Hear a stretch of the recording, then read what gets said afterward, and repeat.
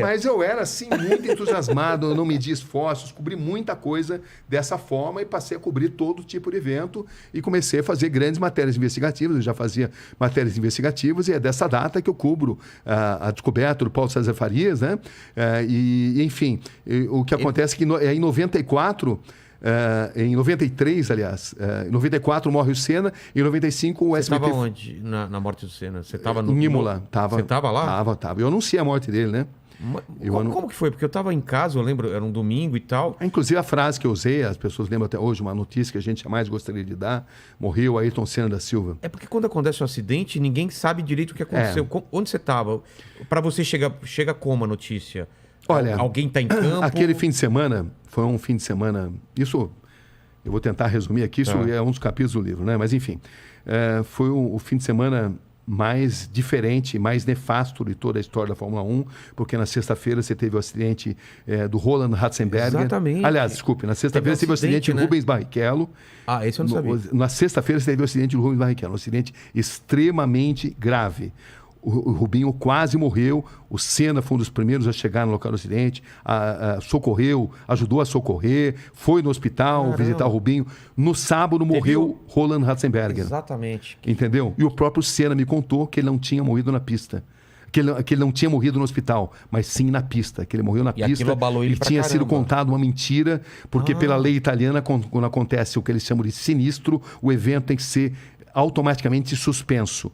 Então a corrida que vitimou Ayrton Senna não poderia ter sido realizada, porque o evento deveria ter sido suspenso. Se seguisse e a o lei... Senna me contou isso. Se seguisse a lei, ele não teria morrido. O Senna me contou, olha, Sabrina, eu vou te contar, você não pode falar, eu respeitei isso.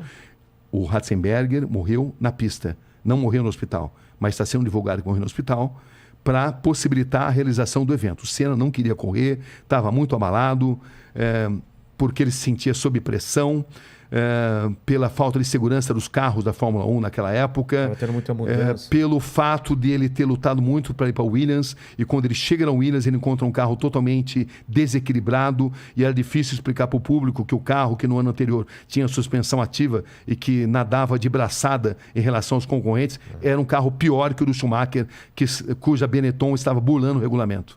Estava burlando? Estava burlando, usava artifícios tecnológicos não permitidos pelo regulamento. E era difícil para ele poder explicar tudo isso. Então ele estava profundamente assim, abalado, foi obrigado a fazer mudanças no carro, improvisadas, porque ele não se sentia bem no cockpit, ele não estava confortável por uma reunião de fatores. E o fato é que o Senna quase desistiu de correr naquele fim de semana por todos esses elementos, né? Então, ele chega a falar com outros pilotos, faz alguma reunião? Ele chega a falar, eles chegam a se reunir, mas aí, por uma questão contratual, decidem correr. Decidem que tinham que correr. Então você tem aquela célebre imagem dele que está totalmente contrariado. E contrariado também porque ele tinha um carro inferior ao do rival. No braço ele conseguia as pole positions. Ele não tinha marcado um único ponto. Era a terceira corrida da temporada. Nas duas anteriores ele não tinha feito um único ponto. Ele tinha sido no Brasil, em Aida, no Japão. Ele tinha sido pole position, mas tinha quebrado. Entendeu? Tinha tido um acidente e tinha parado, né? Não tinha marcado o ponto. E ele estava se sentindo sob pressão. Então ele tinha sido pole position mais uma vez, mas ele tinha ali no retrovisor Schumacher arrojado, com um carro que não respeitava o regulamento, e era difícil para ele falar sobre isso. Era muito difícil. Então, tem uma série de detalhes, eu não vou contar tudo, porque senão a gente não fala de outro assunto, né? Mas são muitos fatos, né? A célebre reunião sobre pneus que estavam fora do regulamento também, e que a Goodyear reúne o Frank Williams e o Senna. Eu conto também o que aconteceu. O fato é que a cabeça do Senna estava muito abalada, porque uma gambiarra tinha sido feita no carro, porque o carro era inferior e porque essa sucessão de acidentes tinham mexido com o emocional dele, né? O acidente gravíssimo do Rubinho, que por um triz não morreu na sexta, o acidente fatal do Roland Ratzenberger, enfim, era um piloto muito diferente daquele que a gente estava acostumado a ver e sob imensa pressão de vencer. Total. Porque patrocinadores pressionavam, a torcida pressionava, o mundo pressionava, porque ele era o melhor piloto. E ele não sabia como explicar, como falar para a opinião pública a situação que ele estava vivendo. Como é que ele vai explicar com um carro que no que ano era... passado era... Nossa, não dava nem graça, né? O Mansell ganhava e quase que podia parar o carro para tomar um cafezinho, né? Entendeu? Com a suspensão ativa.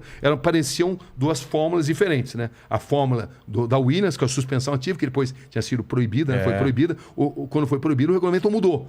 Mas aí a Benetton arrumou um jeito de bular o regulamento. E ela estava bulando o regulamento, usando várias armas não permitidas pelo regulamento. Mas era difícil para denunciar isso daí, porque existe ali todo assim, um corporativismo dentro da Fórmula 1. Claro. E esse corporativismo fazia com que o Senna hesitasse em denunciar, mas ele, nas entrevistas que ele me dava, ele mostrava todo o seu descontentamento. Eu lembro de uma entrevista célebre que eu fiz com ele em Aida, na corrida anterior, onde ele mostrava todo o contentamento. Que o carro está ruim, desequilibrado, instável, nervoso. Ele usou essa expressão. Foi a primeira vez que ele falou isso daí, numa corrida ali, lá no Japão, que foi a corrida anterior.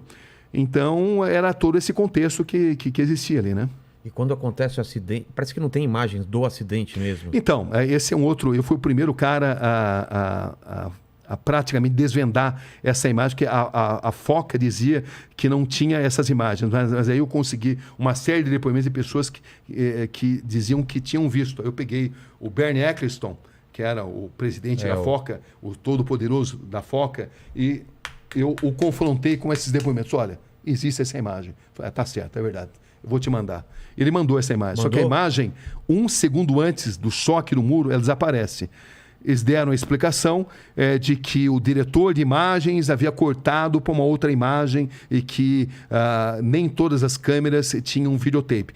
Muita gente não acredita nisso, o establishment estranho, né? Não acredita, da mesma forma que muitos pilotos afirmam textualmente que o Senna morreu na pista. Nicola Larini, por exemplo, agora quando fez 20 anos da morte, me deu uma entrevista histórica muito importante também, onde ele afirma textualmente que, por tudo que ele sabe, o Senna morreu na pista e que isso não pôde ter sido divulgado exatamente por as razões que eu mencionei aí, né? E que a corrida teria que ter sido paralisada e também havia um protecionismo ali para o Williams. A Williams não teve culpa da morte do Senna. O Senna sabia dos riscos que ele corria, mas digamos que haveria um risco maior se esses fatos aparecessem, né? Então, o establishment da Fórmula 1 se protege, um protege a do outro para evitar que determinados fatos apareçam. E eu, nessa fase, eu trabalhei muito nas investigações. Essa imagem eu fui o primeiro a mostrar, como fui o primeiro a mostrar a imagem do capacete do Senna, que ninguém mostrava também. Enfim, essa... Um parafuso...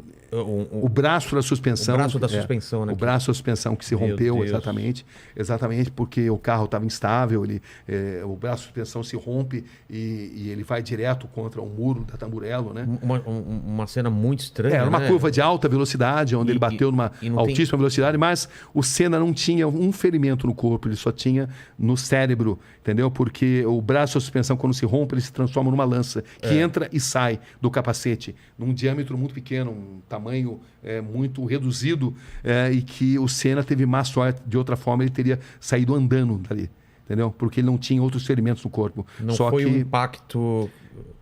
O que se acredita é que o fato do braço da suspensão ter se rompido, ele se transformou numa lança que entra e sai do capacete, num pequeno orifício, um orifício muito pequeno, eu vi ali. E essa imagem do capacete, que também não era revelada, que eu fiquei, como eu te falei, muito tempo ali investigando isso, mostrando isso.